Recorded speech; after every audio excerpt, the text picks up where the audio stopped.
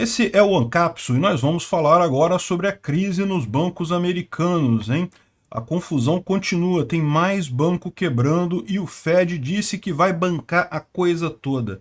Será que é simples assim a solução? Vamos entender esse assunto. Essa notícia foi sugerida por Emma com triglicérides alto, Molusco, o Elon Musk da corrupção e várias outras pessoas. Obrigado aí ao pessoal que sugeriu as notícias. Obrigado a você que está assistindo o nosso vídeo. Se você gosta do nosso conteúdo, por favor, deixe o seu like e se inscreva aqui no canal, né? Pois bem, a gente já começou a falar sobre esse caso desde sexta-feira, então na sexta-feira o Silicon Valley Bank declarou insolvência, era um banco médio lá nos Estados Unidos com ativos investidos na casa de 200 bilhões de dólares. Para vocês terem uma ideia, isso daí é mais ou menos a mesma coisa que o Itaú tem aqui no Brasil, ou seja, é um banco do tamanho do Itaú, né? É lógico, o Itaú aqui no Brasil é um dos maiores bancos, né? Mas lá nos Estados Unidos esse era só o 16º banco lá. Mas dá para imaginar o tamanho de problema. De repente, esse monte de gente que tem conta nesse banco Silicon Valley não conseguir receber, né? E não foi só isso, né? Como a gente viu, isso acabou afetando, por exemplo, a criptomoeda USDC, acabou afetando outros bancos também, e isso é o que é o grande problema de crises no mercado financeiro. Quando um banco quebra, como um monte de bancos tem ligações cruzadas, um deixa o dinheiro emprestado com o outro e coisa e tal, no final das contas isso pode causar uma grande quebra de bancos, e aí as empresas que têm contas nesses bancos acabam sofrendo por perderem o seu dinheiro, né? Pois bem, no final de semana mesmo, o Fed convocou uma reunião e chegaram à conclusão de que isso era um problema sério, até porque depois do Silicon Valley, ainda ontem, no domingo, eles decretaram o fechamento do Signature Bank, que é um outro banco também ligado a startups, a criptomoedas, a tecnologias novas. Porém, esse daqui era de Nova York, não da Califórnia, mas né, também um banco grande, um banco significativo. E, além disso, tem um problema com o First Republic Bank, que é outro grande banco que todo mundo está temendo que também vai acabar com o mesmo problema. As ações dele já caíram 60% no pré-market, né? E esse é o problema, porque você começa... O grande problema dessa história toda é mais a crise de confiança do que propriamente o dinheiro que as pessoas perderam. Eu vou explicar por quê. Porque o Joe Biden, ele já falou hoje cedo, fez um pronunciamento, hoje cedo, na manhã de segunda-feira, ele fez um pronunciamento avisando que todos os americanos podem estar confiantes que seus depósitos estarão lá quando precisarem deles. Ou seja, o Fed depois fez a informação de que ele criou um programa emergencial chamado BTFP, que é o Programa de Financiamento a Prazo do Banco. Então, na verdade, é um programa de bailout, de socorrer bancos, como já aconteceu várias vezes na história, em várias crises. Então o governo federal vai lá e vai compensar as pessoas que perderam dinheiro nesses bancos. Em tese, é um pouco diferente dos programas que o pessoal estava falando do bailout que foi feito em 2008. Por quê? Porque o governo não vai dar dinheiro para o banco, ele vai garantir os depósitos dos correntistas do banco. Mas na prática isso acaba sendo a mesma coisa. Por quê? Porque, como eu expliquei para vocês, o grande problema de uma quebra de banco é justamente que os bancos são uns correntistas dos outros, então eles têm dinheiro em outros bancos. E daí, quando um banco quebra, os outros bancos ficam fragilizados, porque aquele dinheiro não resolve. Então, quando o governo, o Fed, decide que não, eu vou garantir o seu depósito no outro banco, tudo bem, o primeiro banco da fila se ferrou, quebrou mesmo. Mas os outros bancos estão sendo salvos pelo Fed, estão sendo socorridos pelo Fed, estão recebendo o dinheiro do Fed em última análise, né? Então, esse é a grande coisa. Então você pode imaginar que por isso daqui, segundo eles estão dizendo, não vai ter mais problema de você ficar sem o seu dinheiro nesses bancos lá. O Fed vai garantir a sua grana. Se você tem depósito em qualquer um desses bancos aí, tá tranquilo, né? O USDC, que é uma moeda pareada ao dólar, uma criptomoeda pareada ao dólar, que tinha perdido o PEG dela, tinha caído para baixo de 90 centavos do dólar, recuperou o valor, agora já está novamente a $1. Por quê? Porque o grande problema dela é que justamente uma parte das reservas estava no Silicon Valley Bank. Como ela perdeu 3,3 bilhões de dólares em reserva ali, ela não teria capacidade de garantir todos os USDC, mas agora ela recuperou esse valor, então não tem problema, né? A moeda voltou a $1. Eu fico pensando no pessoal que apavorou quando a USDC começou a cair e vendeu tudo. Pode ter tido um bocado de prejuízo aí, porque hoje ela voltou ao valor de $1, né?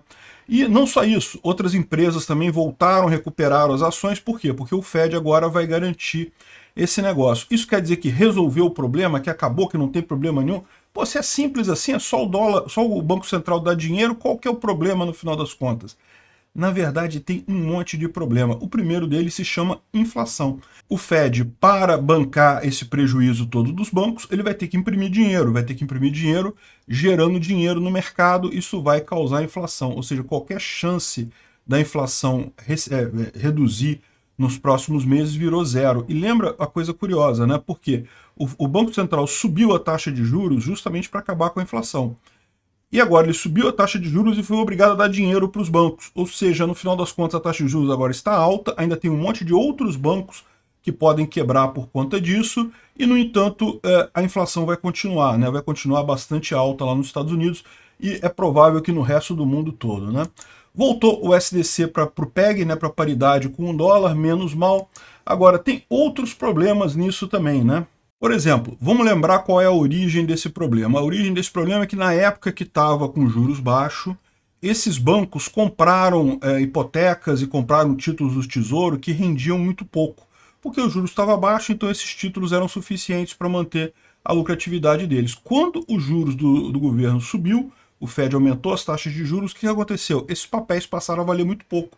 Quem vai ter interesse num papel que paga 1% ao ano, se agora você pode conseguir o mesmo papel com a mesma segurança pagando 4,5% ao ano, que é quanto está os juros lá nos Estados Unidos, né? Então esses papéis passaram a valer muito pouco. Isso é um problema que estava afetando todos os bancos, só que essa alta de juros também ocasionou um outro problema. As empresas de tecnologia, que eram muitas das depositantes desses bancos lá do Silicon Valley, do Signature Bank, do First Republic, de todos esses bancos, do Silvergate também, que teve antes de tudo isso, essas empresas de alta tecnologia, com o aumento dos juros, começaram a precisar de dinheiro. Então o que elas fizeram? Elas começaram a tirar dinheiro desses bancos. E aí o banco se viu num problema, porque para pagar essas empresas que estavam tirando dinheiro, eles precisavam mexer nesses títulos que estavam rendendo muito pouco, que estavam com valor mais baixo. Então eles precisaram vender esses títulos, e aí o valor foi muito baixo, o buraco no balanço deles ficou muito grande. Isso levou à desconfiança. Os próprios clientes começaram a perceber que, caramba, olha só, esse banco não vai ter como segurar esse negócio, ele tá perdendo recursos, o último que sobrar ali vai ficar com a banana na mão. E aí o que você faz nessa situação? Você vai e tira o seu dinheiro primeiro, né? Se não vai ter para todo mundo, eu vou tirar o meu primeiro. É o clássico problema do bank run, né? Na corrida aos bancos. Se você acha que o seu banco vai quebrar, ele pode até estar bem financeiramente, mas se começa a ter uma ideia entre as pessoas de que aquele banco pode quebrar, todo mundo vai correr para tirar o seu dinheiro do banco. E aí o banco quebra mesmo, porque o banco tem que fazer esses investimentos, então ele vai ter que vender o título por um valor mais baixo, vai acabar quebrando no final das contas. Esse é o grande problema do que está acontecendo aqui. Mas agora que o Banco Central decidiu bancar a coisa toda, o que ocorre, né? Você tem agora os bancos que estão com esses títulos de baixo valor, eles vão começar agora a reclamar também, falar, olha só, Banco Central, eu também estou quebrando, socorro, me socorre aqui, compra o meu títulozinho de baixo valor e coisa e tal. E diz que já está tendo até um mercado desses títulos, o pessoal começou a valorizar de novo esses títulos que não estavam valendo nada. Por quê? Porque um banco pode comprar agora e revender para o Fed e receber dinheiro por isso, então, ou seja, virou de novo um negócio valoroso. Mas repara como é que isso vai fazer a inflação crescer muito, porque não é só os 200 bilhões de dólares do Silicon Valley Bank. Se fosse só os 200 bilhões de dólares do Silicon Valley Bank, estaria até relativamente tranquilo. Você lembra, o Biden assinou um monte de medida provisória, lá, um monte de orçamento de 1 trilhão, 2 trilhões de dólares e coisa e tal.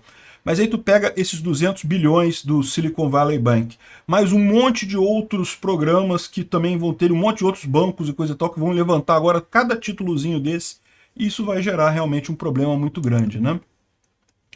Bom, eles estão dizendo que o Daily Mail colocou aqui a questão de que a chefe de Risk Assessment do Silicon Valley Bank era uma pessoa bastante woke, né, bastante lacradora, e se orgulhava de ser lésbica e não sei o que lá. É aquele pessoal colocado pela questão da ESG, sabe, né? E isso daqui, eu acho que eles têm um ponto de razão, né? Nada contra pessoas que tenham outras orientações sexuais, não é nada disso. O meu grande problema é quando você começa a escolher as pessoas com base nessas características. O banco deveria ter uma pessoa que cuide do controle de risco, uma pessoa que entenda do assunto. Não interessa, ela pode ser gay, pode ser lésbica, pode ser o que for, mas tem que entender do assunto. Quando você tira o foco daquela contratação de ser alguém que entende do assunto e passa a ser, ah não, eu tenho que cumprir a minha cota ESG, então tem que ser uma pessoa de cor, não sei o que lá, não sei o que lá, você pode ter esse tipo de problema, né? Parece que ela estava o mês inteiro viajando entre Europa, Oriente Médio e África, organizando uma campanha do orgulho lésbico, né? Lesbian Visibility Day. Enfim, nada, absolutamente nada contra a orientação sexual dela ou qualquer coisa que seja. O meu problema é quando você começa, isso é uma demanda do ESG, né? Você começa a obrigar as empresas a contratarem pessoas para satisfazer critérios que não sejam da eficiência naquela função. E por esse mesmo motivo eu não confio em empresas que usam critério ESG. Para mim me parece um tiro no pé da empresa. A empresa tem que dar lucro, é para isso que serve a empresa. Se você começa a dividir a atenção da empresa entre lucro e seja lá o que for, qualquer outra coisa, você está, na verdade, tornando a empresa menos eficiente. Isso significa que um outro concorrente que não se preocupe com essas besteiras de ESG vai rapidamente ganhar daquela empresa e, no final das contas, é um suicídio esse negócio de ESG, né? É a minha visão particular disso daí. Bom, o Peter Schiff está falando muito sobre essa questão, porque ele foi uma das pessoas que previu essa crise, que falou muito nessa crise, não foi o único.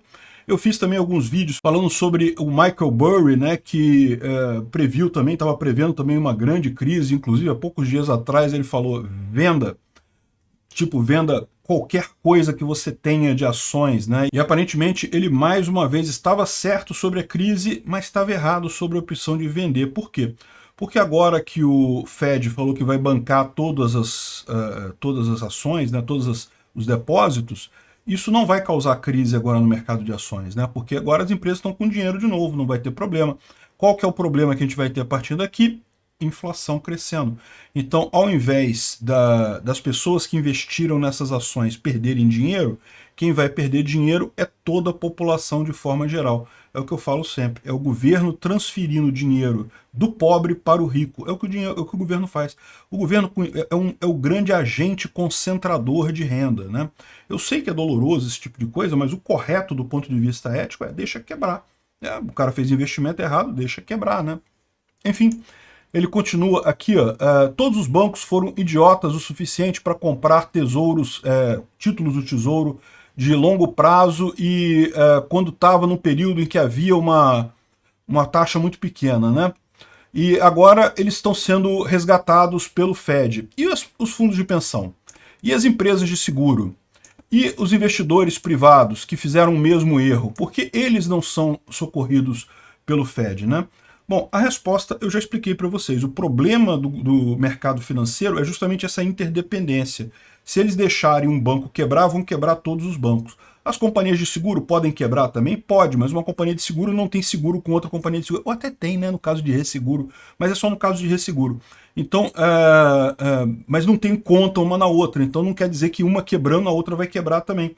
Então é menos preocupante isso. A mesma coisa, fundos de pensão. Um fundo de pensão pode quebrar com essa brincadeira? Pode quebrar. Mas não vai contaminar os demais fundos de pensão. Então essa é a lógica pela qual o Fed socorre bancos, mas não socorre outras coisas. Embora isso exista, essa lógica, é o que eu estou falando. De novo, é uma concentração de dinheiro na mão das pessoas que têm banco. Quem tem banco ganha dinheiro, o resto da sociedade todo se ferra. E ele continua aqui, ó. O Jeremy Powell, que era o presidente do Fed, estava errado sobre o sistema bancário e a habilidade da economia de aguentar altas taxas de juros. Isso é exatamente o mesmo que falava o Michael Burry. Se você pegar o meu vídeo de 2021, que eu falava sobre o Michael Burry está falando exatamente isso. Ó, no momento que o Fed começar a subir as taxas de juros, vai vir um grande crash econômico por aí, porque a economia não está forte, tem um monte de empresa que não vai suportar taxa de juros mais altas, né? E aparentemente estava certo. Agora, ele também estava errado sobre a capacidade do Fed de voltar a inflação a 2%. Aí ele até brinca aqui, né? Eu vou fazer 60 anos em menos de 2 semanas. A inflação não vai voltar para 2% durante a minha vida. E eu estou em boa saúde. Ou seja, ele está dizendo que não vai voltar a inflação para 2% por muito tempo. O que significa isso? De novo, a decisão do Fed tirou dinheiro de todos os americanos, na verdade, de todo mundo que tem dólar. Se você tem dólar aí na sua carteira, você perdeu dinheiro hoje. Perdeu um pouquinho, mas perdeu dinheiro. Isso para privilegiar banqueiros e pessoas muito ricas que tinham grandes investimentos nesses bancos. É mais uma vez o governo fazendo o papel dele de tirar dos pobres e dar para os ricos, que é só o que o governo faz. Essa ideia de que o governo distribui renda é errada. Não, o governo só concentra a renda. E mais uma aqui, né? Agora que os bancos sabem que eles podem trocar os títulos do Tesouro com o Fed por dinheiro ao valor do título, né? Ou seja, aqueles títulos que tinham desvalorizado, ele pode trocar agora direto. Agora, meu amigo, o que vai aparecer vai explodir com um monte de gente querendo fazer isso, porque é lógico, né? No final das contas vai ter, você está com moeda podre no seu banco, você vai lá chorar no Fed, evidentemente, né? Enfim, ele acertou tudo isso até aqui. Ele errou aqui, ó. Venda seus bitcoins o mais rápido possível, diz o homem que previu a crise financeira de 2008, né? É ele mesmo, Peter Schiff. Ele falou que em breve, dada essa crise econômica, que o mercado cripto todo vai cair abaixo de... O Bitcoin logo cairá abaixo de $4.000 e que não vai valer mais nada, nunca mais vai voltar a ser o que era antes e coisa e tal. Falando isso por causa do Silvergate e de outros bancos e coisa e tal. O problema desse pessoal é o seguinte, ele encara errado a coisa. Ele encara o Bitcoin pelo lado institucional, pelo lado, não, como um investimento disponível através de bancos. Aí, tá vendo? O Silvergate, que era o melhor banco cripto, já quebrou e agora não vai valer nada isso daí. Ele esquece de entender que o valor do Bitcoin é exatamente o fato dele não estar ligado a governos. Então, o pessoal que está precisando agora, né, tinha dinheiro no banco, e não é prático você sacar, se você tem muito dinheiro, sacar nota uma em cima da outra, né? Vai ficar igual o Gedel Vieira Lima lá, o amigo do Lula, com 50 caixas de dinheiro no apartamento. Isso é um problema. Então, o que é a alternativa? É justamente comprar criptomoedas, porque a criptomoeda é a única coisa que você tem garantia agora de que ela vai estar... É um dinheiro fora do Estado, né? O Bitcoin já recuperou um bocado de valor agora, e outras criptomoedas também subiram de valor, justamente porque o pessoal está puxando isso daí para esse lado, e principalmente agora, porque o que vai acontecer? A solução do Fed foi exatamente salvar os bancos e deixar o povão se dar mal, perder dinheiro. Você nos ferramos. O pessoal que tem grana, que tinha mais de $250 mil lá no Silicon Valley Bank, vai recuperar o dinheiro deles, mas a gente se ferrou.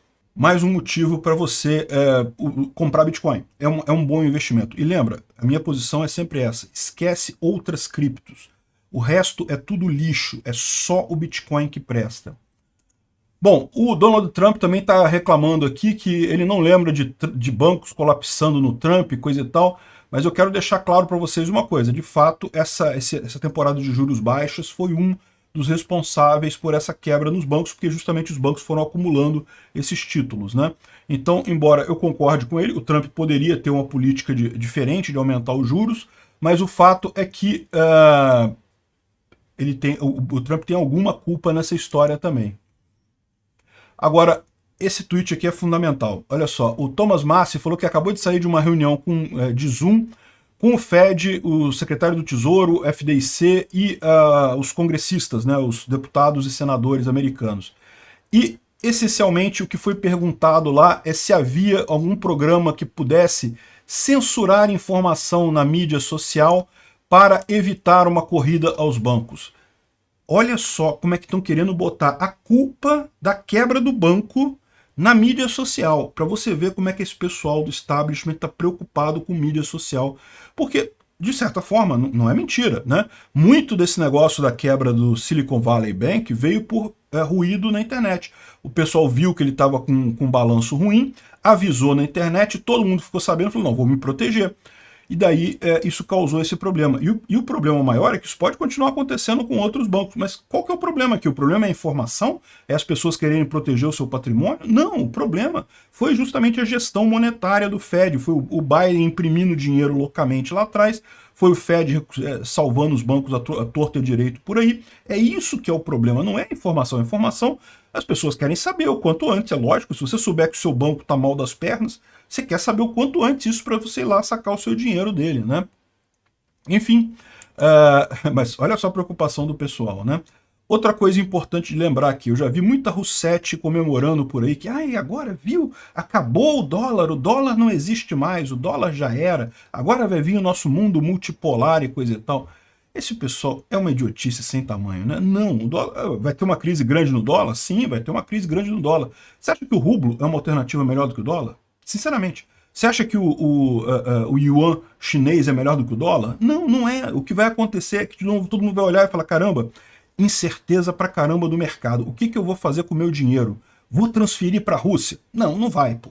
Vou transferir para a China? Não, não vai. O que ele vai fazer? Vai transferir para os Estados Unidos. É o que eu falo, é o efeito do dólar milkshake. Quando tem incerteza no mercado, o pessoal tira dinheiro dos países menos desenvolvidos, menos seguros, e joga nos países mais seguros. Porque lá nos Estados Unidos, a chance dele perder dinheiro é menor do que no resto do mundo, né? Os outros países têm mais probabilidade de quebrar com essa crise de falta de crédito, de falta de liquidez, do que os Estados Unidos. Então é melhor botar lá mesmo. Mas eles estão perdendo dinheiro porque o dólar, sei lá o que, estão perdendo dinheiro, mas estão perdendo menos do que eles acham que poderiam perder em outros países. Então o que vai acontecer é o tradicional dólar milkshake, vai tudo quanto é dólar para lá, e o resto do mundo é que vai sofrer muito mais do que os americanos nesse negócio. Inclusive a Rússia, inclusive a China. Escreve o que eu estou falando.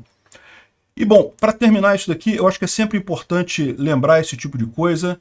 Se você foi impactado com isso, se você perdeu dinheiro, cara, lembra, é só dinheiro. Sua vida vale muito mais do que isso. Você tem gente que gosta de você, você tem uma importância no mundo. Você perder dinheiro não quer dizer que a coisa tenha acabado tudo, não tem expectativa. É só dinheiro, não é coisa importante.